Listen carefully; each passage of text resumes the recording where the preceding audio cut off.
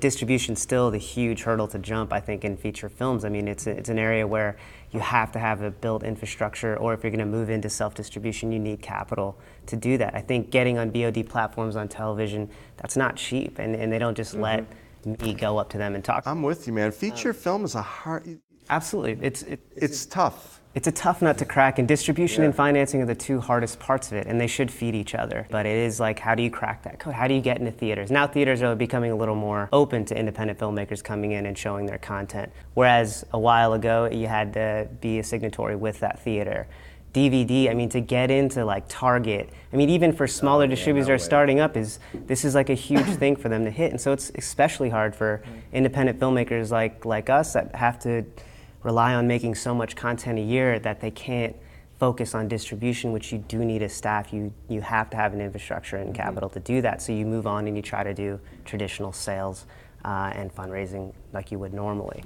And so that's an area that I feel like with filmmakers like Joe, we can really start to experiment with. How do we more effectively go out to our audience? How do we create new kinds of content? I mean, the whole feature concept of like 120 minutes, it's so based off of showtimes. Like it's irrelevant now, because now you can get content anytime you want, anywhere you want. So why stick to these parameters that I've set? There's a sort of film snobbery out there, you know. I mean, what I love about this cast is that we're all doing absolutely different kinds of content. Your stuff, crazy cool. Your stuff, very, very specific, right to your right audience. I'm doing my own thing on my own terms.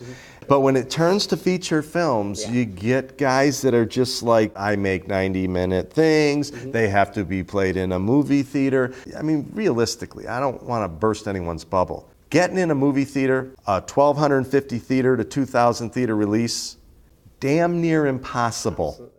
Especially on an independent level. That's what I'm talking about. Absolutely. That's where I think content needs to get redefined a little bit. We're dabbling and playing with interactive fiction and developing interactive fiction content, because I think the home video market is huge.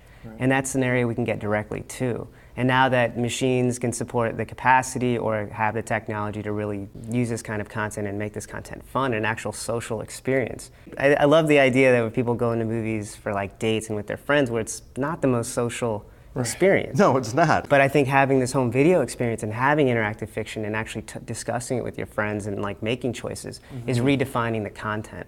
But it's still at home with this sort of one-way experience. Do you think like the whole feature-length film is this many minutes long? Do you think that's really going to change? I don't think, I mean, it's hard to say. I think people will play with it. I mean, for theatrical, it's almost impossible unless you own your own theater. I mean, theaters are so stuck in these ways. I mean, you can't make money if your movie's 3 hours long. A theater can't, because they're limited to 3 to 4 showtimes a day. Where if you make a 70-minute movie, you're already more attractive just on your running time alone, despite who directed the film or who's involved with the film. So, I mean, that should say something. I mean, it is driven by the bottom line, and it's expensive to keep, you know, theaters up and open. I mean, which is why the internet's gonna come and take care of that, because it's anytime, any place. Yeah. Then it could be a 30-minute movie, it can be a 3-hour movie, it could be a 4-hour movie, and you can do whatever you want. People, if they're gonna watch it, they're gonna watch it.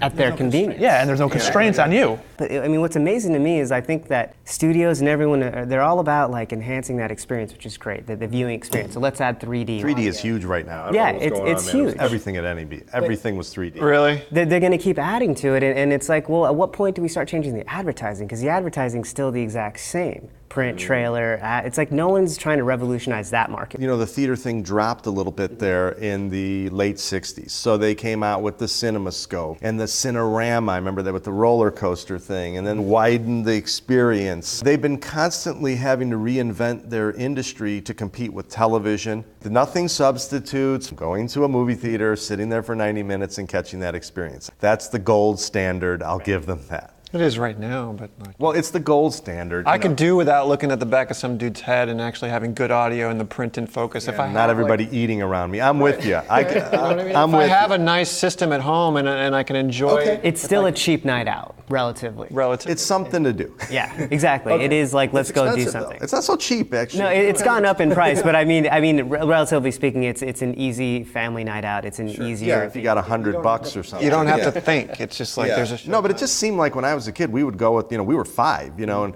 you go with 5 today, this is $100. That's right. It's some bucks. It's not so cheap anymore. But anyways, okay, so we're going to say that's the gold standard. Let's just say that because we'll get killed if we don't. That is the gold standard. I disagree with it. Okay, that's fine. But the point is I think filmmakers got to realize that there is no sin in making something that's not the gold standard.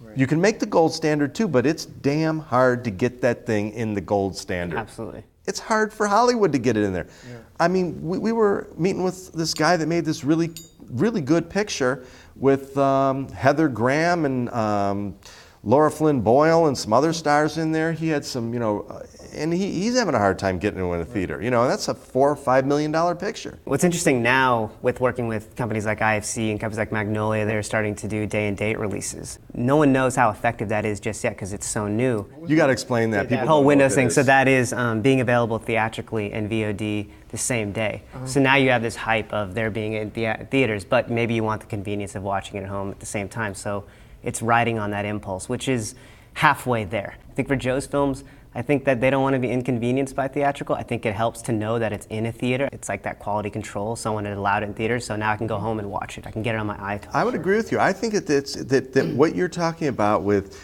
is literally a form of community organizing there.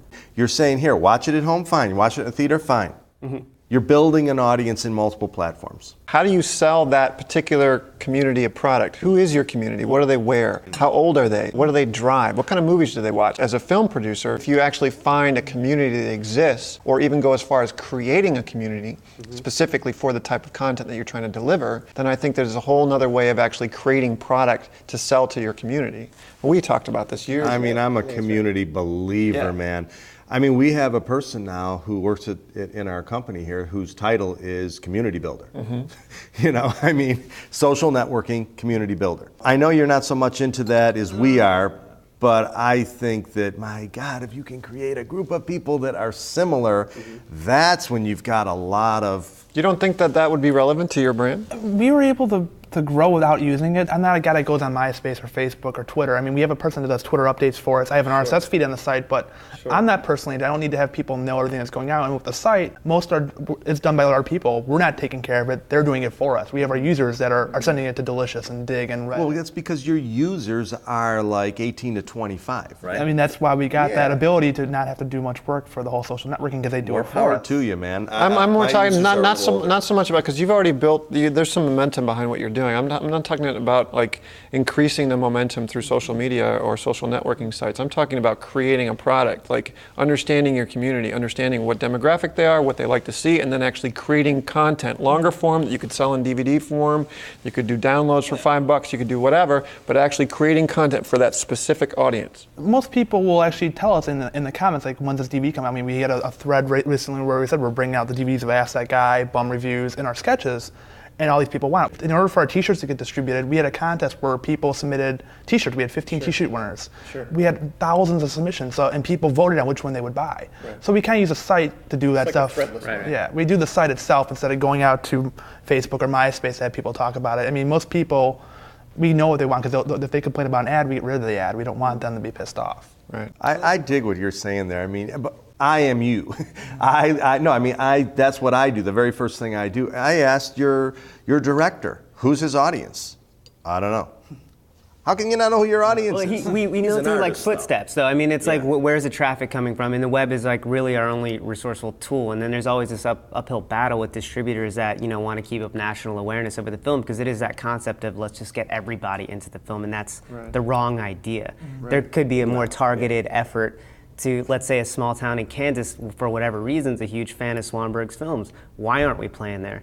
But it doesn't matter. New York, LA, the major markets, that's what our distributors tend to feel like is the most important places to advertise and to be. I would agree with him for what he's doing. I mean, it's not. Well, I think Joe makes smaller films, but there's a way to target it a little more effectively, I think. And Joe's not concerned about like everyone knowing his name and that he gets national recognition. He wants the right people to see his movie. It's a very... I disagree. You are building his brand. Every single thing is a brand. He needs to build his brand so that people go, oh, Joe's got a new movie out. I want to see it. That's not true. You need to build his brand. And that happens in parallel with the festivals we play and national play and press and everything like that. But I think there's a way to like put a more effective effort in the areas where Joe's films take off. And I promise you, they're college towns. They're towns we're not even thinking of really like targeting. Theatrical in New York and LA I think it is a stupid idea for some films, but it's where you get national press. And that just becomes, but do you see that changing now? A lot of distributors are still sticking with that principle, and I think to an extent, they're right to. The national press is important. It's enough to where like regional press will pick up from that national press. You got to prove them wrong, man. You guys got to go social networking. You got to build your base, your community, and then show them that they're wrong. They don't think they're wrong because they have no data.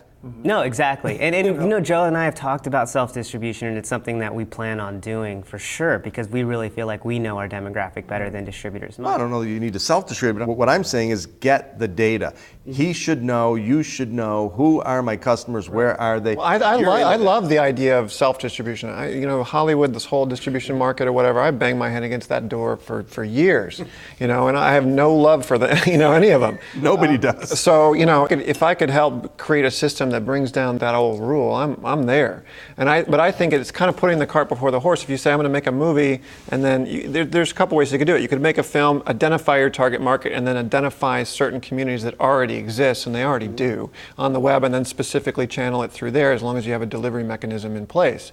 Or you say, let's create a film for a community. If you look at his community, for example, and say, well, you know what? I have a script that I just read the other day from a writer that would just be perfect for this community, or the gay and lesbian community, or the high school community, or whatever community that you're looking for, that you can identify specific on the web. And I think that's what freaks him out the most, is that the web is so targeted, so specific. And this is something I said to you in an email, which is like, the only time I ever hear about numbers is when I'm watching American Idol and they say 64 million people voted online last night. Well, great, but how many people are watching it? How many people are watching it with a DVR instead of watching it live? There's a huge difference. How do we compete in the web world? We have such crystal clear statistics for how many people watch our stuff, where they start watching it, when they stop watching it, like how many times is it shared. We can tell you the IP address for who's watching it and where. Yeah. Whereas television, like, oh, it's on TV, and we got a Nielsen rating of whatever. Like what the hell does that mean? 1950s accounting. So they call you on the phone and go, what are you watching? American Idol. Okay, thank you. Oh, wait a minute. How old are you? Okay, bye.